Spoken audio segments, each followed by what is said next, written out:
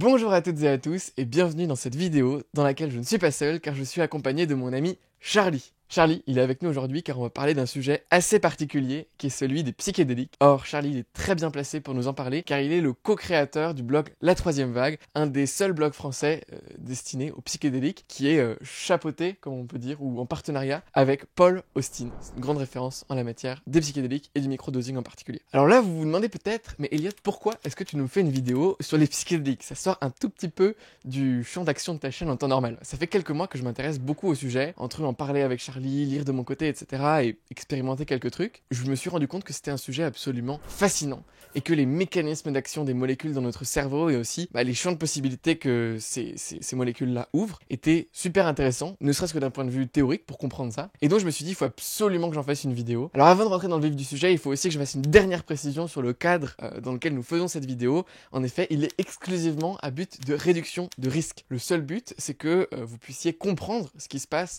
quand on est amené à ingérer des psychédéliques pour mieux pouvoir gérer les risques au quotidien. Et nous rappelons également que les psychédéliques sont interdits dans la plupart des pays et qu'on ne vous encourage pas du tout à en consommer. Ceci étant dit, j'aimerais commencer cette vidéo en vous expliquant ce que sont les psychédéliques fondamentalement et en vous donnant quelques familles principales de psychédéliques pour que vous ayez des repères dans cette vidéo pour mieux comprendre, et ensuite on entrera dans le vif du sujet où ce sera vraiment une discussion entre Charlie et moi. Avant toute chose, il faut comprendre que les psychédéliques, ce sont en réalité des drogues. Les drogues, il en existe plein. Une drogue, c'est quoi? C'est simplement une molécule, une substance qui va changer vos fonctions physiologiques de votre corps. Par exemple, la caféine est une drogue, car elle va avoir tendance à avoir certains effets sur votre corps. L'alcool en est une également. Bref, il y en a des milliers, même la plupart des médicaments en pharmacie sont également considérés comme étant des drogues. Et si on s'intéresse à la classification que je vous mets à l'écran juste ici, du gouvernement australien, qui est en fait relativement un consensus scientifique, eh bien on se rend compte qu'il existe différentes catégories de drogues. On va avoir les dépressants, les stimulants, les opioïdes, etc. Dans toutes ces catégories, on en a une qui sont les psychédéliques. Et donc, les psychédéliques, ça va être une catégorie de drogue qui va donc avoir pour effet de modifier et les fonctions physiologiques de votre corps, mais aussi les fonctions de votre psyché, à savoir votre perception par les 5 sens, mais également votre humeur, etc. Concrètement, c'est une molécule que vous ingérez, et cette molécule, ce qu'elle va faire, c'est qu'elle va modifier légèrement l'équilibre chimique de votre cerveau, ce qui va avoir pour effet, on va étudier tout ça en détail dans la suite de la vidéo, mais voilà, ça va modifier légèrement l'équilibre chimique de votre cerveau, et donc ça va modifier vos perceptions, vos sensations, etc. Ce qui va vous amener dans un état de conscience modifié qui peut être utile ou non, soit à usage récréatif, soit à usage thérapeutique. Donc ça, c'est ce que sont les psychédéliques. Maintenant qu'on a dit ça, pour l'imager rapidement, si vous voulez, si ce schéma représente notre mode de fonctionnement habituel, dans lequel on a pas mal conscience de nos pensées, un peu conscience de notre corps quand on a une douleur, si on est assis trop longtemps sur une chaise, on a mal au lombaire, ok. Quand on prend des psychédéliques, notre champ de conscience pourrait ressembler à ça. On va avoir conscience beaucoup plus peut-être de nos sensations, puis beaucoup plus de nos émotions, et puis peut-être beaucoup plus de nos rêves, notre imagination, notre imaginaire, peut-être une connexion forte à Dieu, puis beaucoup moins dans les pensées. Enfin voilà, on change en fait ce de quoi on a conscience et la profondeur à laquelle on a conscience de ces différents éléments, et donc ça nous permet de nous mettre à un autre niveau de conscience pour analyser des situations ou avoir un usage récréatif. Maintenant que vous avez plus ou moins compris ce que c'était que les psychédéliques, j'aimerais juste vous donner les 3 familles principales qu'on a décidé d'étudier dans cette vidéo avec Charlie. On a donc les phényléthylamines, les tryptamines et les lysergamines, et donc dans chacune de ces familles, en fait, qui sont simplement des familles de molécules, si on analyse les molécules, on se rend compte qu'elles ont des similarités. Dans chacune de ces catégories, on retrouve des noms que vous connaissez certainement. Par exemple, dans la famille des tryptamines, on va retrouver par exemple la psilocybine qui va être présente dans les champignons hallucinogènes, peut-être que vous connaissez, l'ayahuasca, dont vous avez peut-être entendu parler déjà, et puis dans les lysergamines, on va avoir tout le LSD, ses dérivés, etc. Voilà pour la présentation un petit peu, le cadre de cette vidéo. Passons très rapidement au sommaire avant d'entamer cette merveilleuse discussion qu'on va avoir avec Charlie. Dans cette vidéo, on va donc d'abord parler des effets des psychédéliques sur le corps. Donc concrètement, si un jour vous êtes amené ou un proche de vous est amené à consommer une substance, qu'est-ce qui sera peut-être amené à pouvoir ressentir. Ensuite, on parlera de l'usage des psychédéliques et du cadre de consommation. Pourquoi quelqu'un pourrait vouloir en consommer et quel est le cadre en fait. Dans le cadre par exemple d'une étude scientifique, dans le cadre d'un usage récréatif, etc. On analysera en particulier le concept du set and setting, comment faire en sorte qu'une expérience psychédélique atteigne un but que vous désirez atteindre. Ensuite, on parlera des mécanismes neurologiques des psychédéliques, donc comment ça fonctionne, comment ça s'attache au cerveau, qu'est-ce que ça modifie, etc. On parlera ensuite des effets à court terme et à long terme des psychédéliques, peut-être des effets négatifs en l'occurrence. Et puis enfin, on terminera en parlant un petit peu du microdosing, qui est une pratique qui consiste à en prendre sur une plutôt longue durée, mais à très très faible dose, sous-perceptible, pour fonctionner à un état de conscience différent au quotidien. Ce long monologue étant terminé, Charlie, j'aurais bien envie de te donner la parole en te demandant concrètement, quand on prend des psychédéliques, si moi j'en prenais, à quels effets est-ce que je pourrais m'attendre? Donc dans ton introduction, tu as fait 3 catégories. Dans la catégorie des lysergamines, donc là-dedans on a le LSD, on a aussi les tryptamines, donc dedans on a le LSD, les champignons qui vont avoir des effets très semblables. Tu vas avoir des effets visuels qui commencent à un certain dosage. Pour le LSD, c'est à peu près le LSD 25, c'est à peu près 100 microgrammes. Les champignons, en fonction que ça soit des truffes sèches, pas sèches, donc ça va dépendre le type de champignon. Tu vas avoir aussi des effets visuels. On va avoir un sentiment d'euphorie, on va être potentiellement plus empathique. Tu vas avoir une dissolution de l'ego. Tu peux faire des expériences mystiques. Tu peux avoir aussi un plus grand lien entre des concepts que tu peux avoir dans ta tête. Tu peux lier des choses que tu vas pas habituellement lier. Ensuite, dans la catégorie des phényléthamines, là, je sais plus comment on dit exactement cette catégorie. Là-dedans, il se trouve l'ecstasy, la MDMA, qui est à peu près la même chose des drogues de ce genre-là. C'est plus une drogue empathogène, c'est plus un truc en fait qui va libérer beaucoup de sérotonine dans ta tête.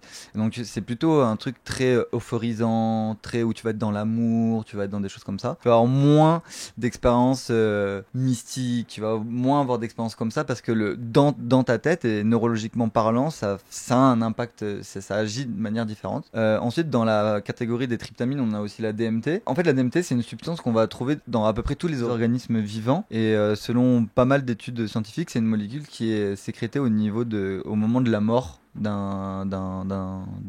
quelque chose de vivant. Et avec la DMT, enfin souvent en tout cas dans la littérature psychédélique, t'as les recherches, t'as le domaine scientifique et t'as aussi tout un autre pan qui sont les trip reports, tous les gens qui font des trips et qui font l'effort d'écrire leurs trips et qui les partagent. Et donc ça c'est une grande source d'information parce que du coup tu peux regrouper à peu près tous les trips des gens et on voit que toutes les personnes qui font des trips à la DMT, donc souvent l'ayahuasca, parce que l'ayahuasca c'est un breuvage où dedans t'as la DMT qui est couplé à un IMAO qui permet en fait d'allonger l'effet de la DMT parce que sinon elle serait détruite par ta paroi intestinale. Tu peux ressentir un peu comme une genre d'entité qui vient à l'intérieur de toi. Tu te sens un peu cohabité par quelque chose qui monte à l'intérieur de toi. Souvent les gens qui prennent en tout cas le breuvage de l'ayahuasca disent souvent qu'il y a une genre de déesse qui vient, un esprit, Pachamama, la terre, tu vois, voilà. Et il y a l'iboga aussi peut-être. L'iboga, je pense c'est une des drogues les plus complexes à étudier en fonction de la dose dans laquelle tu vas prendre. T'as vraiment beaucoup moins d'effets visuels avec l'iboga. Ça va vraiment être... il peut être très dur pour certaines personnes parce que physiquement tu le ressens. L'effet de l'iboga, il t'allonge. T'as l'option... tout ce qui est motricité, tout ça,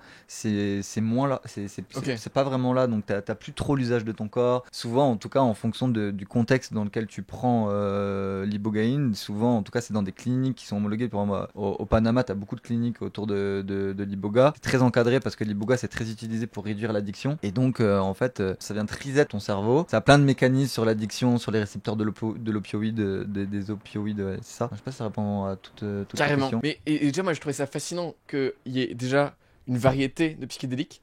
Parce que moi je pensais que ça allait être LSD et c'est tout quoi, et que le trip, moi je me représentais simplement le truc comme ok tu fermes les yeux, t'as des visuels qui t'arrivent, c'est cool, machin. Mais en fait chaque molécule peut t'amener un truc différent et peut t'amener dans un état de conscience qui t'amène à avoir des révélations différentes quoi. Et pas que la molécule, parce que la molécule va pas avoir un effet et toi-même a un effet, l'extase a un effet, donc ça change à chaque fois. Tu pourrais te dire bon je prends là le 24 février 2023 je prends du LSD 25 et tu te dis le LSD 25 ça fait ça, mais en fait que potentiellement quelques mois après ou quelques années après tu reprends du LSD, c'est pas du tout la même expérience. Tu peux classer les effets, mais ton expérience sera complètement différente. Ouais, c'est clair. On peut revenir un tout petit peu en arrière sur les effets parce que je vois que je me suis concentré essentiellement sur des effets plutôt positifs, mais il y a aussi des effets un peu négatifs dans le sens où par exemple tu peux en fonction de ton état, ton environnement il est mal fait, si ton état mental est dans un état où par exemple t'es un peu stressé, dépressif, t'es mal encadré, tu peux quand même vivre aussi, t'as des effets de paranoïa, de bad trip, t'as aussi une distorsion du temps qui est pas forcément négatif, mais en fonction de ton état, tu vois, il est négatif. Et donc c'est aussi une catégorie d'effets, tu vois, la distorsion du temps. Je voulais juste faire une petite précision sur ça. Et il y a aussi pas mal de décompensations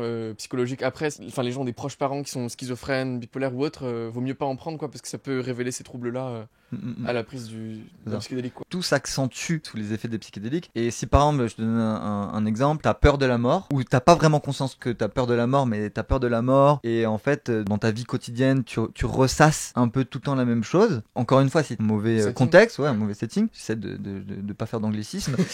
Ça peut vraiment, tu peux rentrer dans des boucles infernales de trucs négatifs. C'est pas forcément négatif si t'arrives à transcender le truc et si t'arrives à travailler sur ce qui est en train de se passer. Ça peut être désagréable, mais par contre, ça peut engendrer quelque chose de très psychotique et ça peut induire des états où tu peux te créer des traumatismes dans les faits, et voilà. Donc c'est à prendre dans un cadre de RDR, en tout cas, dans un cadre de réduction de risque. Absolument. Absolument. Il faut pouvoir faut le dire, quoi. C'est pas du tout de l'apologie. ouais. Mais du coup, moi, la question que j'ai envie de te poser maintenant, c'est maintenant qu'on voit un peu les effets qu'il peut y avoir, pourquoi est-ce qu'une personne voudrait prendre un psychédélique en général, quoi? On pourrait faire 3 grosses catégories sur pourquoi on voudrait prendre un psychédélique. On peut prendre la première catégorie, but clairement récréatif. Deuxième but plutôt thérapeutique, et troisième but spirituel. Un but récréatif, c'est récréatif, donc l'intention va pas être la même, l'environnement extérieur va pas être le même. Quand tu vas prendre n'importe quel type de psychédélique, il y a des psychédéliques qui sont clairement plus appropriés à un usage récréatif que d'autres. Tu vas prendre de l'ayahuasca, ou tu vas prendre de l'iboga, ou tu vas prendre j'en sais rien quelle drogue qui te met à terre. Par exemple, l'ayahuasca, il y a beaucoup de gens qui vomissent pendant l'expérience. C'est un effet que j'ai pas dit, mais voilà. Enfin, tu vois, l'ayahuasca c'est pris plutôt traditionnellement en Amérique du Sud dans un cadre très chamanique, etc.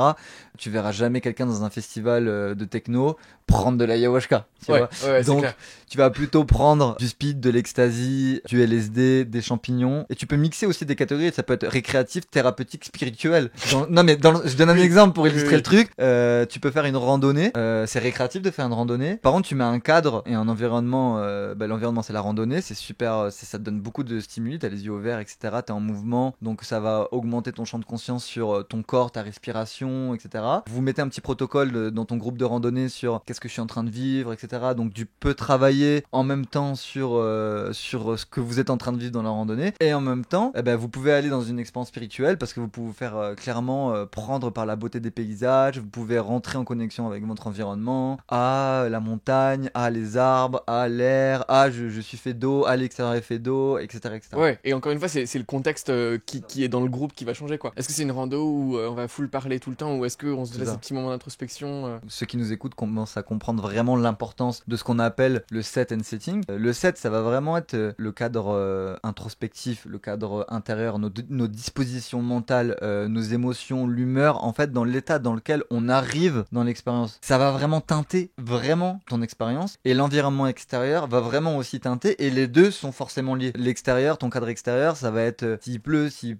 pleut pas, la luminosité, l'environnement, les odeurs, la musique. La musique. De ouf. La musique, évidemment.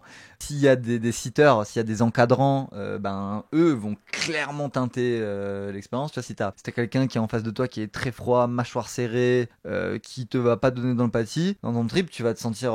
ça véhicule ces informations-là. Donc tu vas le ressentir. Et donc du coup, ça va teinter aussi ton voyage. Donc les gens avec qui tu voyages, quand tu prends des psychédéliques, j'appelle ça un voyage, ça va teinter ton voyage, quoi. Ouais, c'est clair. Set and setting, vous l'avez compris, ça teinte toute l'expérience. Mais vraiment tout, quoi.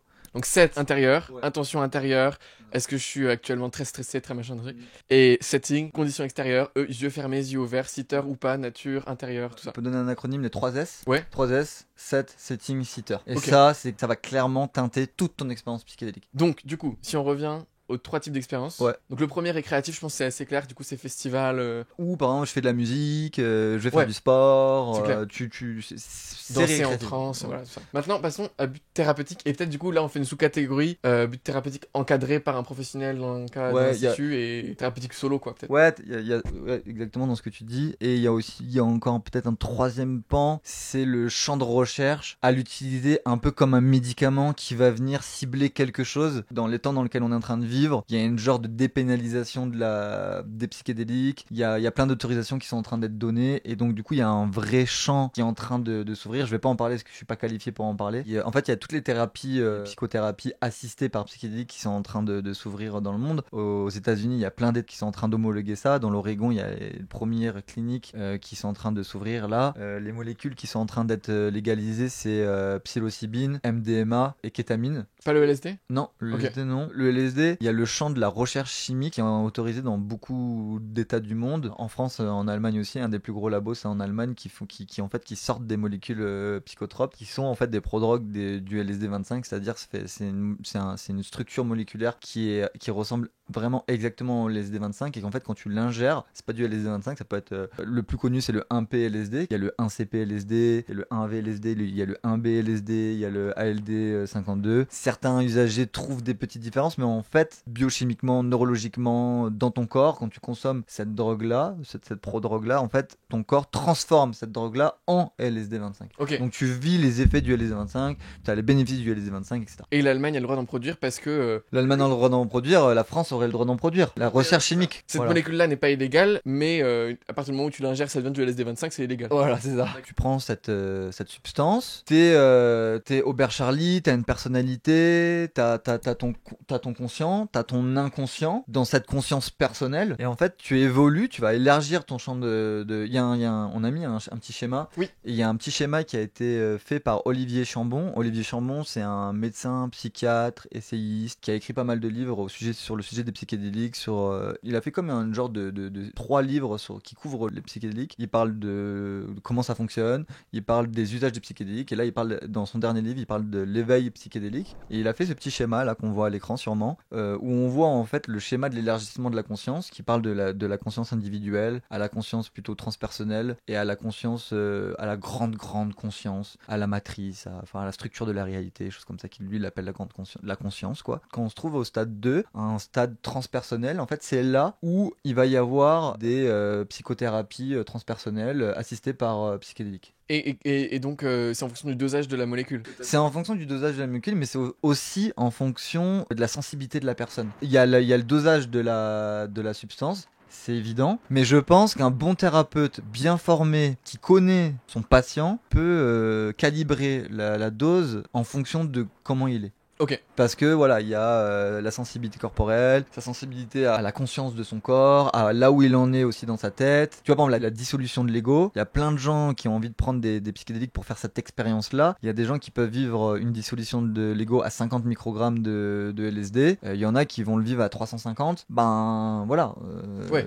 Par contre, ce qu'on peut dire, c'est que dans le LSD, je pense qu'il y a en dessous de 100 et il y a plus 100. On peut faire cette grosse catégorie-là. Ok. Et donc du coup, les thérapies assistées par psychédéliques visent souvent le niveau 2 qui serait aux alentours des 100 quoi. Je peux pas dire okay, ça, okay. Je peux pas dire ça. Tu peux expliquer un peu avec des mots simples ce que c'est que l'état transpersonnel. Un état transpersonnel, c'est quand tu sais ou tu sens que tu es connecté avec ton environnement extérieur. Tu vois l'élargissement de la conscience, tu sens que ta conscience personnelle, elle n'est pas que personnelle, elle n'est pas que individuelle, elle est aussi connectée à ton environnement extérieur. Tu es connecté avec l'extérieur, tu es connecté avec la vie de l'écosystème de la planète. Ouais. Tu sais que tu es interconnecté avec ça. Le fait de vivre une expérience où tu sens que tu es connecté avec ton environnement extérieur. Je m'éloigne un peu de ta question parce que tu essayes de me dire de définir un état transpersonnel. Donc l'état transpersonnel, c'est ça. Tu sens que tu es connecté avec ton environnement extérieur. Pour moi, pour définir simplement un état transpersonnel, c'est ça. Le non-duel, disons, quand tu disais dissolution de l'ego. Le non-duel, ouais, c'est l'étape, je pense, encore plus que transpersonnel. L'état transpersonnel, c'est ce qu'on pourrait appeler la conscience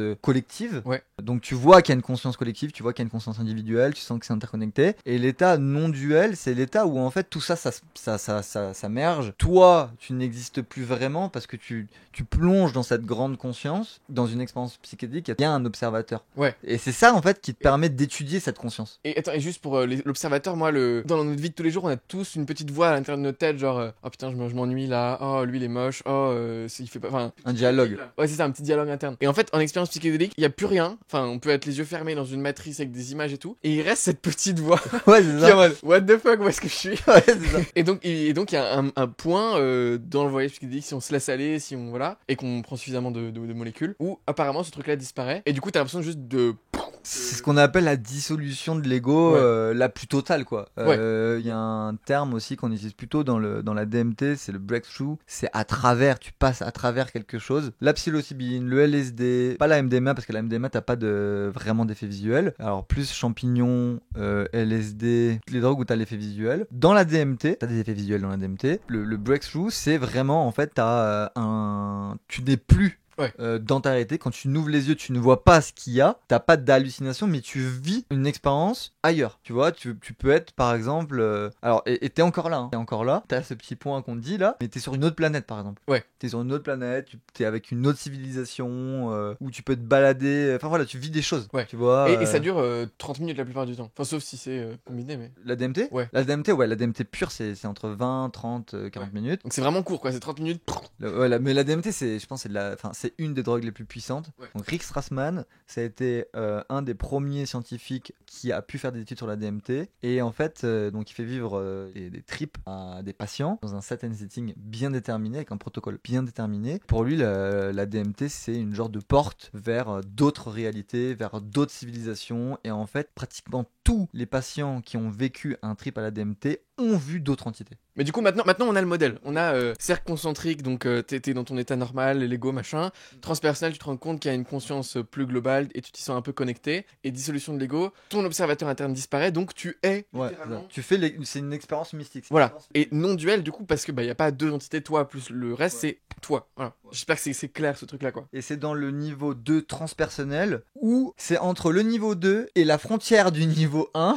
Ok. Qui a en fait cette frontière entre le conscient, l'inconscient et la connexion au monde extérieur. C'est là où on peut travailler le plus à un niveau thérapeutique et c'est là où aussi on peut travailler le plus pour évoluer dans sa vie personnelle, pour pouvoir être actif dans créer sa vie. Parce que du coup, c'est là aussi où on a des révélations sur son propre encodage. Enfin, moi, ma croyance, c'est que tout est croyance. On a des croyances qui sont conscientes et inconscientes. On a un conditionnement d'éducation par ses parents, un conditionnement culturel. Et mettre tout ça en conscience, ça permet en fait d'être en accord ou pas sur ces mécanismes d'action, quoi. Ça permet de voir un peu les lunettes par lesquelles tu vois le monde, quoi. Les lunettes par lesquelles tu vois le monde et les mécanismes inconscients Ouais. qui régissent ton mode d'action. Dans ta vie quotidienne, il y a des choses qui te font mettre en réaction. Des fois, tu sais pas pourquoi. Ouais. Juste t'as un état émotionnel, t'es pas content ou voilà, t'as de la frustration, tu sais pas forcément pourquoi. C'est parce que derrière, forcément, il y a un truc, t'as vécu un truc dans ton enfance, t'as vécu un truc par le passé qui fait que là, t'es en réaction, quoi. Ouais. Ben, le fait de prendre un psychédélique et d'avoir un bon accompagnant permet de mettre ça en lumière, de décoder ce truc-là, le transformer et mettre un nouveau programme qui tourne en interne. C'est fou ça par contre. Ok, du coup t'as dit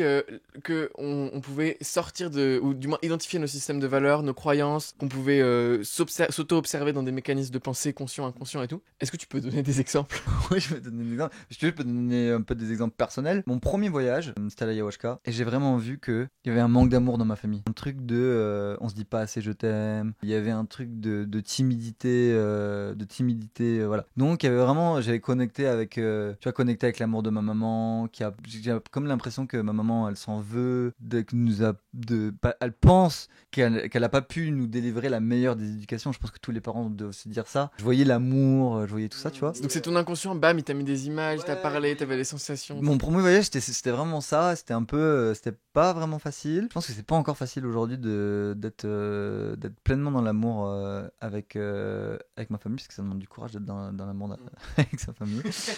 Et j'ai pas envie de dire je t'aime à mes parents par une vidéo, tu vois, j'ai envie de leur dire droit dans les yeux. Bah t'inquiète, la vidéo elle sort dans 2 semaines, t'as 2 Ah, semaines pour leur dire. C'est mon premier voyage. Après, deuxième voyage, c'était vrai. Donc, ok, j'avais vu tout ça, et je voulais me connecter à ma créativité. Donc là, j'ai fait des expériences très transpersonnelles. Ok, je vois Dieu, je vois ça, je vois ci. Oui, Dieu, la conscience pure, l'âme du monde, comme on veut, quoi. Et du coup, je dis, je veux savoir, je veux comprendre et tout. Tu vois, je vis une expérience dans le corps où il y a quelque chose, une entité vraiment, tu vois, plus grande, que moi j'appelle Dieu, du coup, qui m'envoie genre, ok, tu veux savoir, je t'envoie tout le savoir de l'univers. Et j'étais là, ok, c'est beaucoup trop. En fait, je comprends que j'ai rien à comprendre parce que c'est beaucoup trop, etc. Voilà, je passe tous les détails de ce second trip. Je vais à un autre trip. Donc ça, c'était toujours l'ayahuasca. Et je vais à un autre trip à Liboga. Et là, c'était fou. Mais vraiment, c'était fou. Parce que là, pas de trucs visuels, pas de... Là, moi, je vis super bien le trip. Dans le sens où il y a beaucoup de gens qui... C'est vraiment dur physiquement pour eux, Liboga. Moi, c'est pas dur physiquement du tout pour moi. Tu vois ce que tu disais tout à l'heure, la petite voix intérieure, le truc là. Il y avait pas ça. J'étais juste là. Et je pouvais, genre, me poser une question. Qu'est-ce que je dois savoir pour... Tac. Et là, c'était genre Minority Report. J'avais un petit écran devant les yeux. Ok, tu as ce pattern là, ce mécanisme là, tu as cette croyance là.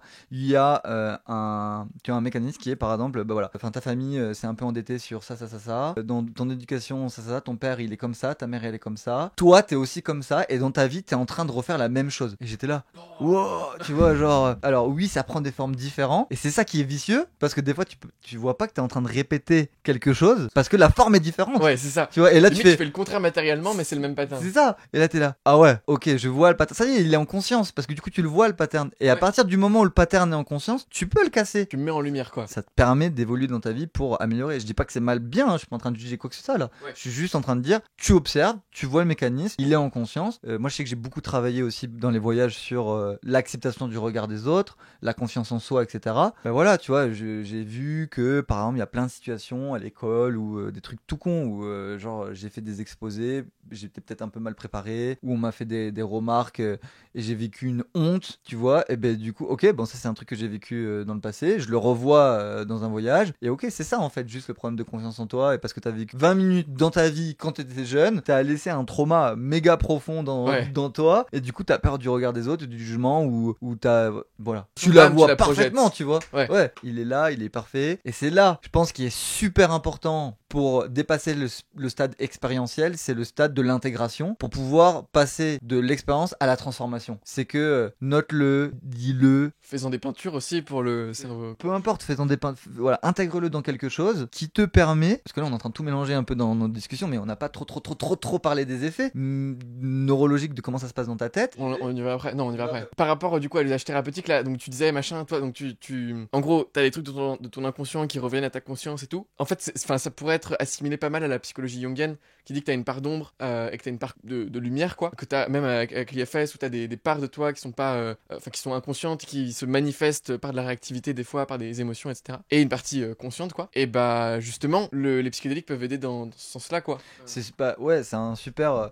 Enfin, ce que tu cites là, c'est des super outils qui, en fait, sont dopés quand tu prends un psychédélique, parce que faire ça sans un psychédélique, il y a une frontière entre le conscient et l'inconscient, qui fait que quand tu prends un psychédélique, c'est plus spongieux, quoi, une communication qui se fait entre les deux. En tout cas, tu as plus facilement accès à ton inconscient. Les stratégies de l'IFS ou du dialogue intérieur ou de ces choses-là, c'est de pouvoir jouer avec ton cerveau pour, en fait, faire remonter ce qu'il y a en inconscient avec des parts de toi, ou créer des parties pour les faire communiquer ensemble, qui fait que du coup, tu prends conscience d'eux, tu vois, et voilà, bah là, sous psychédélique, c'est comme si tu faisais 10 séances en une, quoi. C'est clair. Tu vois, c'est beaucoup plus rapide. Enfin, du coup, si vous allez sur ma chaîne YouTube, vous verrez une incroyable vidéo que j'ai faite sur ma retraite Vipassana. Et en fait, ce que tu dis là, c'est exactement moi ce qui m'est arrivé avec Vipassana. Donc, Vipassana, c'est 10 jours de méditation, 11 heures par jour, assis comme ça. Et en fait, c'était exactement ce qui se passait, quoi. J'avais une sensation sur mon corps qui était liée à une douleur, il y avait une émotion qui montait, un souvenir, pam, qui venait, et des souvenirs de, je sais pas, de quand j'avais 3 ans, 4 ans, tout, et paf, ça s'évacuait, paf, ça s'évacuait. Et en fait, c'est un peu pareil, quoi. C'est juste,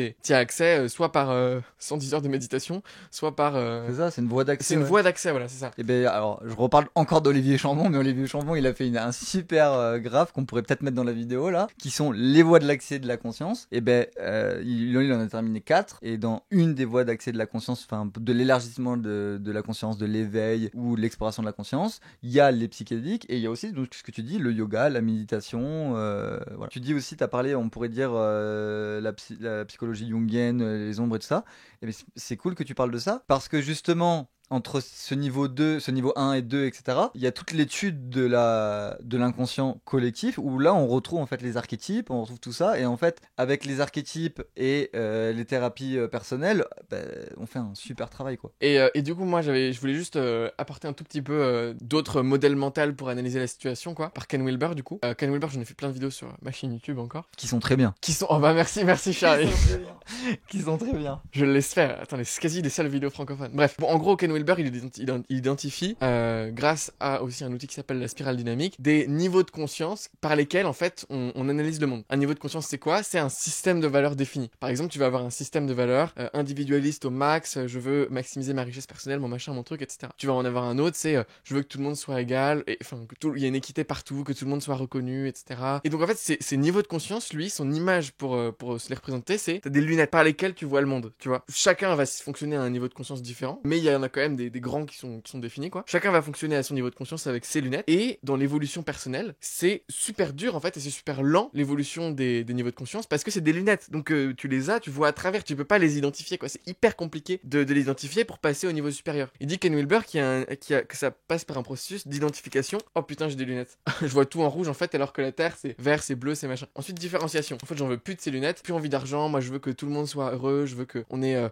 du love, etc., etc. Et ensuite, intégration. Ok, bon, il y a pas que du mauvais dans la richesse, etc., etc. Donc, intégration des deux, quoi. Mais en fait, Ken Wilber, il dit dans son livre Integral Meditation que c'est tellement dur d'identifier ses lunettes que lui, il se sert beaucoup de la méditation et de la visualisation pour voir que t'as des lunettes, quoi. En gros, il te met en état méditatif, il te fait par exemple te projeter sur un tapis rouge à Cannes pour voir ce que ça te fait d'être acclamé par plein de gens, etc. Et il te fait voir s'il te reste des ombres là-dessus ou pas pour te rendre compte si t'as encore ces lunettes là ou pas, quoi. En gros, les psychédéliques, de par mes expériences, c'est un moyen de ouf pour t'auto-identifier dans tes patterns d'habitude, tes systèmes de pensée, tes systèmes de valeurs et tout. Et du coup, c'est ce qu'on voit en fait sur le schéma là. T'as tous les niveaux de conscience qui sont sur l'axe vertical, et en horizontal, t'as les états de conscience, donc les états de conscience modifiés. Ken Wilber, il dit le gross, le subtle, le causal et le non-dual, mais il exprime un autre qui est celui psychédélique, et qui te permet du coup de t'auto-analyser par un état de conscience différent, qui est l'état psychédélique. Tu analyses tous tes systèmes de valeurs par ça, et donc ça te permet d'évoluer beaucoup plus rapidement. Donc en plus de la thérapie, de tout ça,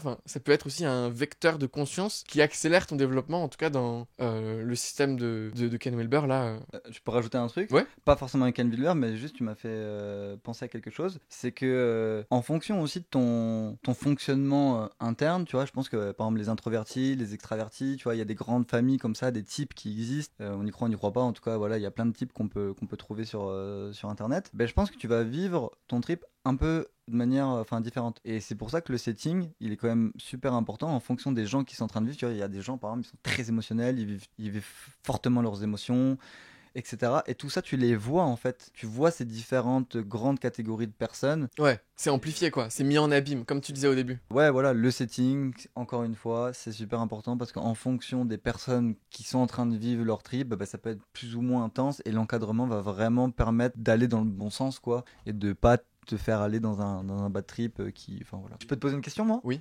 Parce que du coup, là, je te donne un exemple sur moi, mais toi, t'as déjà voyagé, et tu pourrais nous parler un peu de ce que tu as vécu. Tu veux moi que je parle rapidement du coup de mes expériences. Moi, c'était particulier les premières fois parce que c'était une plutôt haute dose dans un setting justement qui était quasiment full allongé, les yeux bandés. Donc dans un truc de ok, je suis dans un, c'est pas un contrôle mais voilà, je suis allongé et je choisis d'être là-dessus. Donc je ride le truc, quoi, je me laisse pas emporter, machin. Et du coup moi pendant 4-5 heures, c'était avec du LSD, c'était 100% de visuel, d'être dans une matrice, une matrice infinie dans laquelle je tombais, et en fonction des musiques qu'il y avait, etc. J'avais plein d'images, que ce soit de mes parents, de mon accouchement, d'images heureuses, de trucs, de machin. Et en fait, moi, ça a été hyper bizarre, quoi, de sortir de ce trip là, de me dire mais pourquoi en fait, j'ai pas l'impression d'avoir une grande révélation, j'ai rien compris de plus. C'était hyper cool d'être là dedans, mais waouh, what, tu vois, why, pourquoi j'ai vu tout ça. Puis il y avait une teinte un peu triste, quoi, de tristesse corporelle. Et puis du coup j'ai refait un autre trip la semaine d'après, ce qui est pas recommandé je pense, mais plus petite dose et dans la nature, et ça m'a permis de réexplorer ce que j'avais vécu la première fois. Tout était beaucoup plus clair en fait, parce que je savais plus ou moins comment rider la molécule, quoi, je savais plus ou moins à quoi m'attendre, et donc je sais pas, c'était beaucoup plus fluide pour moi, quoi. Et donc ça m'a permis un peu de clôturer une boucle. J'ai l'impression de me libérer, je me sens beaucoup plus léger depuis ces trip-là, de me libérer en l'occurrence moi, des trucs à propos de mes parents et tout ça. Donc c'était très cool aussi, quoi. Et le deuxième trip, du coup, c'était une randonnée dans la nature. Okay. Il y avait le côté récréatif aussi, de voir, je sais pas, la montagne, les lignes de la montagne modifiées par des perceptions visuelles, la nature beaucoup plus vibrante, tout ça. Et en même temps, dès que tu fermes les yeux, d'être là... exploser, puis la musique en mode waouh, enfin voilà, donc c'était comme tu disais, récréatif, machin. Donc en fait, dans ton premier trip là que tu dis où t'étais les yeux fermés, là t'as vraiment pu voir cette barrière de l'inconscient tomber, ouais, et vivre dans ton inconscient et observer ton inconscient et de voir en fait que c'était accessible. Mais ouais, et c'était en mode mais what the fuck, tu vois, il y avait une musique, ouais, et d'un coup bam, je voyais un musicien avec une licorne qui arrive, un truc, et tu sais, c'est comme ça pendant 5 heures, t'es en mode mais comment mon inconscient fait pour me remettre toutes ces images que j'avais emmagasinées à un moment, et ces souvenirs souvenirs qui sont... Même, je pense, j'ai senti beaucoup de... Enfin, en tout cas, la recherche en neurosciences dit qu'avant 3 ans, t'as pas de souvenirs formés, quoi. Tu te souviens que de sensations, de trucs comme ça. Ça te forge énormément de 0 à 3 ans, mais t'as pas de souvenirs visuels, etc., quoi. Je pense avoir ressenti pas mal de sensations, en fait, de ces 0 à 3 ans aussi, quoi. Il y a un psychiatre qui est super connu dans le milieu des psychédéliques et qui est un peu le père fondateur de la respiration holotropique, qui est Stanislas Grof. Et en fait, lui, il décrit vraiment ce mécanisme-là, qui, quand tu commences à prendre les psychédéliques, dans les premiers moments du voyage, tu vas, et si tu as les yeux fermés dans les conditions dans lesquelles tu décris, tu vas pouvoir vraiment revivre ta vie intra-utérin. Ouais. Et tu vas vivre dans le corps de ta maman, tu vas voir ce que tu as vécu. C'est ouf. Pour clôturer du coup peut-être cette partie sur le set and setting, moi j'aimerais bien résumer le truc en disant c'est les psychédéliques, c'est une molécule, Des molécules, pardon, qui changent votre équilibre chimique dans votre cerveau pendant un temps donné, 30 minutes pour la DMT, 10-12 heures pour le LSD, ça dépend. Et donc qui vous mettent dans un état de conscience modifié. Et de cet état de conscience modifié, on peut faire ce qu'on veut. on peut faire quelque chose. Voilà, on peut faire quelque chose en fonction du set and setting. Donc le contexte interne, externe, la quantité, où est-ce qu'on est, qu'est-ce qu'on fait, les yeux fermés ou pas. Voilà. De cette chose, on a dit qu'il y avait 3 usages principaux qui étaient récréatif, thérapeutique et spirituel, dont on n'a pas trop parlé. On n'a pas trop parlé, c'est ça, parce que spirituel, faudrait le définir, c'est compliqué à définir. Ouais. Mais en tout cas, on a proposé aussi un petit schéma avec cette évolution, de l'élargissement de la conscience, qui permet d'avoir comme une petite roadmap pour se classer dans son. Tu vois, si t'avais peut-être ce dessin-là, dans ton trip là, t'aurais pu te dire, ok, je suis à un niveau presque semi-transpersonnel, ok, ce que je vois, c'est mon inconscient, bla, ok, j'en suis là. Carrément. Et c'est quand même utile dans le cadre de cette vidéo, avec une logique de réduction de risque et une logique de pédagogique. Si une personne n'a jamais fait de trip, ou si une personne en fait un, en tout cas de pouvoir reprendre des brides de ces expériences, de pouvoir les réanalyser ou les réinterpréter dans ce schéma-là et de se dire ok, Charlie, depuis le début de la vidéo, on dit les psychédéliques sont des molécules qui vont changer l'équilibre chimique de notre cerveau. Waouh. Et on ne dit jamais comment ça change et qu'est-ce que ça change et qu'est-ce qui se passe dans le cerveau. C'est normal, monsieur Meunier, on n'est pas scientifique.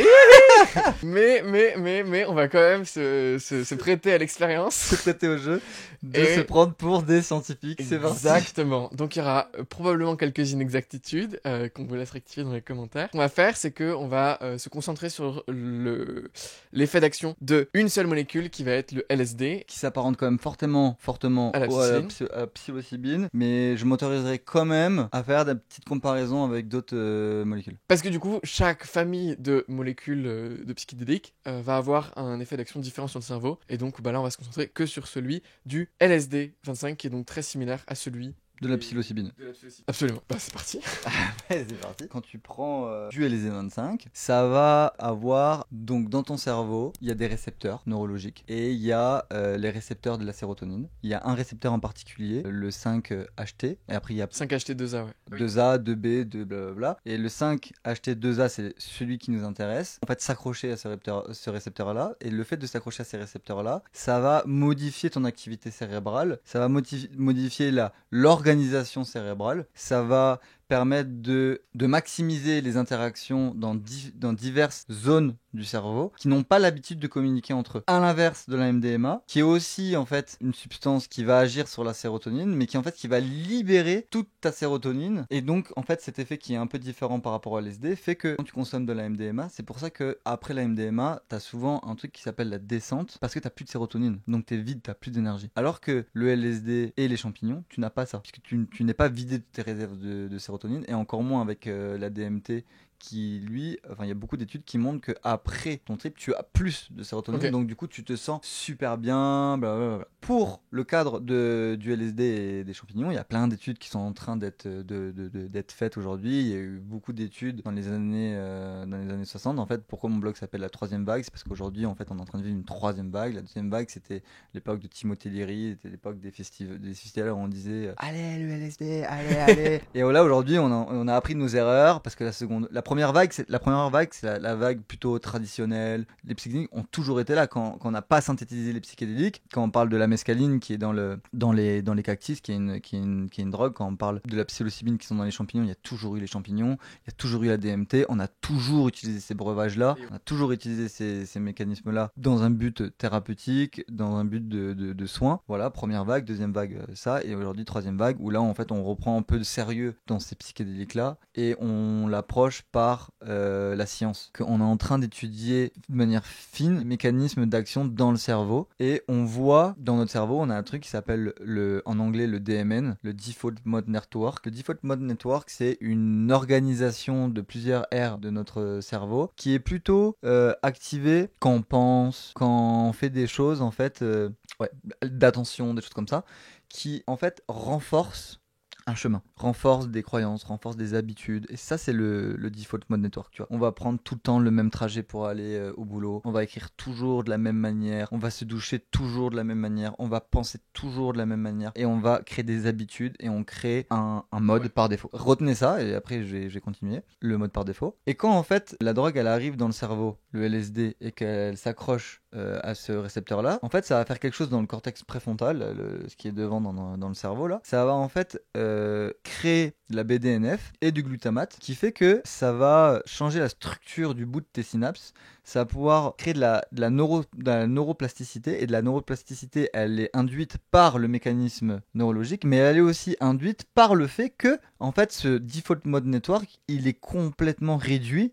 en fonction de la dose, en fonction de là où t'es, etc. Et ça te permet, pendant l'expérience, d'expérimenter d'autres chemins. Ouais. Donc de créer d'autres chemins neuronaux. Et le fait d'expérimenter d'autres chemins neuronaux, rien que cet effet-là, a un impact structurel dans ton cerveau. Parce que le fait de changer un impact neuronal va créer d'autres chemins neuronaux, et ça va créer de la neuroplasticité. La neuroplasticité dans la vie, c'est ta capacité à être agile et à t'adapter face au changement. C'est quand même... c'est quand même bien. C'est quand même très très bien. Et la BDNF et les glutamathes, c'est vraiment tout ce qui est lié à la mémorisation et à l'apprentissage. Donc ça aussi, c'est quand même super bien. Ouais, mais c'est quoi du coup Bah tu vas pouvoir mieux apprendre. Tu vas pouvoir... après, directement après ou pendant? Après, okay. En fonction de ton intégration, en fonction de... Donc tu casses ton default mode network pour tester de nouveaux chemins neuronaux et tout. Et ensuite tu peux mémoriser ces chemins neuronaux beaucoup mieux. En fait, l'activation du récepteur 5-HT2A va créer de la BDNF et du glutamate, et le glutamate et le BDNF est responsable d'une meilleure mémorisation et d'un meilleur apprentissage. Et en même temps, ce que tu dis n'est pas faux par rapport au DMN, le Default Mode Network, qui fait que ça plus ça fait que du coup le fait de changer de chemin neuronaux, ça fait de la neuroplasticité, plus la BNF, le glutamate, qui lui est très localisé dans le cortex préfrontal, alors que le Default Mode Network c'est plusieurs aires, et ça va aussi modifier d'autres aires du cerveau, le système visuel, la motricité, les choses comme ça. Et en fait, comme il y a des liens qui se font beaucoup plus, vous pouvez regarder des petites images là de Berkeley Fondation de l'Imperial College London, un truc comme ça. Et en fait, on a un corps calleux là au milieu de nos deux hémisphères. Et en fait, on a beaucoup plus de liens qu'il y a entre nos deux hémisphères qui se font, entre plusieurs aires. Je me répète, mais c'est pour qu'on le comprenne bien. Il y a vraiment notre cerveau, il y a beaucoup plus de liens qui se font partout. Et de cet état-là, ça nous permet d'observer comment fonctionne la conscience. Et du coup, je pense que c'est un super outil pour les scientifiques pour comprendre ce que c'est la conscience. Oui. Parce qu'aujourd'hui, chez les scientifiques, la conscience, c'est quelque chose à part. Enfin, en tout cas, dans un domaine de la science, chez les scientifiques, à l'hôpital, la conscience n'a aucun lien. Ouais. T'as le corps et l'esprit. Et bien là, grâce à la recherche scientifique, on est en train de voir que tout ça, c'est interconnecté. Waouh. Ouais.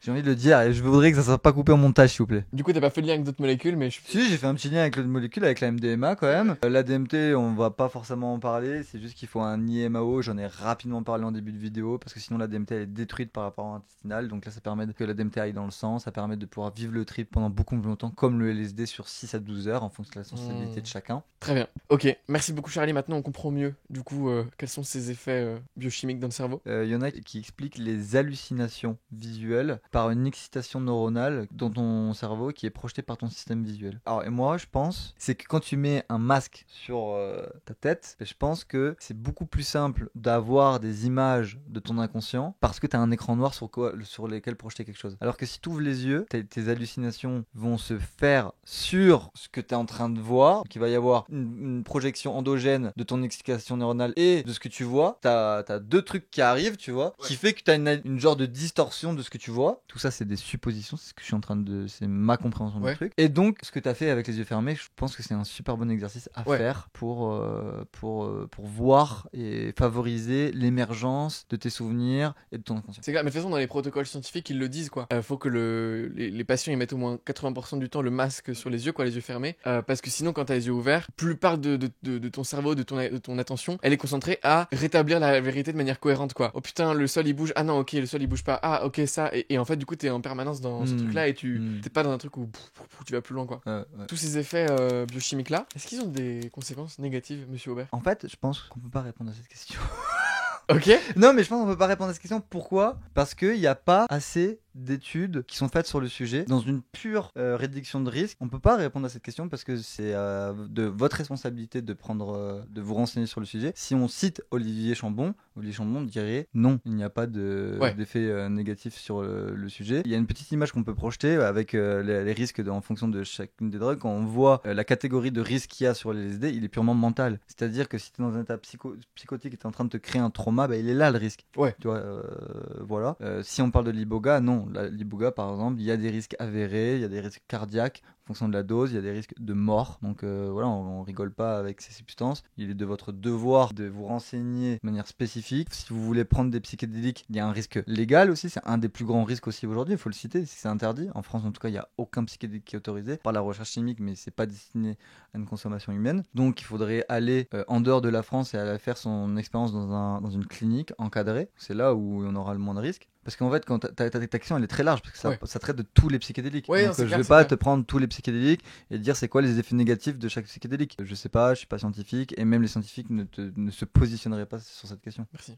Non. J'aimerais bien finir cette vidéo. Je voudrais juste te demander de me parler un petit peu du micro-dosing, parce que je sais que tu as eu une petite expérience et que voilà. Ouais, bah il y a plusieurs protocoles. Je pense que le plus grand nom qu'il y a dans le microdosing, c'est James Fadiman. Je crois que c'est une dose, 2 jours pas dose, 1 jour dose, 2 jours pas dose, 1 jour dose. Avec une intention, du journaling, potentiellement un petit groupe de soutien, c'est cool pour échanger, tu vois, voilà. Une dose perceptible, donc ça veut dire qu'on ressent pas les effets, et là en fait toute la base théorique du microdosing, c'est de dire sur cet effet BDNF, glutamate, de pouvoir en fait améliorer ses performances cognitives et ancrer et soutenir le fait de changer ses habitudes, de changer, de passer d'un état anxieux à un état de confiance, voilà, de changer des états comme ça. Et si on va sur le chemin de la psychothérapie, du développement personnel, ben, en fait de pouvoir assimiler plus facilement et de pouvoir travailler sur soi plus facilement. Toi, tu l'as fait pendant, je sais pas, 2 mois, un truc comme ça? Ouais, je l'ai fait à plusieurs moments de ma vie. J'ai pas les jours